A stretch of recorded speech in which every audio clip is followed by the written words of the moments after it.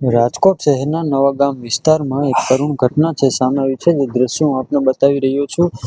નવાગામ વિસ્તારના શક્તિ સોસાયટીની અંદર જે ઘટના બની છે તેમાં એક માતાએ બે પુત્રીની હત્યા કરી પોતે પણ આપઘાત કર્યો હોય તેવી ઘટના છે તે હાલ સામે આવી રહી છે. અસ્મિતાબેન જયેશભાઈ એ જે માતા છે તે પોતાની બે પુત્રીઓની હત્યા કરી અને છે તે પોતે પણ ગળે ફાંસો ખાઈ પોતે પણ મોતને વાલું કર્યું હોય તેવા દ્રશ્યો છે તે સામે આવ્યા છે. હત્યાનું કારણ હજુ અકબંધ હોય તેવું જાણવા મળી રહ્યું છે. મૃતદેહને પીએમ માટે સિવિલ હોસ્પિટલ ખાતે ખસેડવામાં આવી રહ્યો છે. જે દ્રશ્યો આપ સીધા જ લાઈવ નિહાળી રહ્યા છો.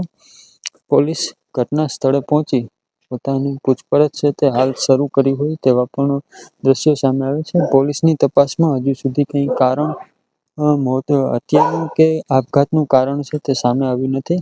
આગળની તપાસ શું રહેશે તે જોવું તે મહત્વનું રહેશે.